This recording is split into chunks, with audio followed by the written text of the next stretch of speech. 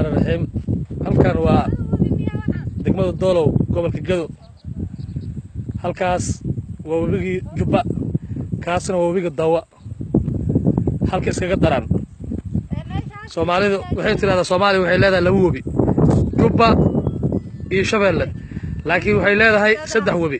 wabigaas Kenya ka yimaada waxa la yiraahdaa Dawo, kaas Ethiopia ka yimaada waxa la yiraahdaa Jubba.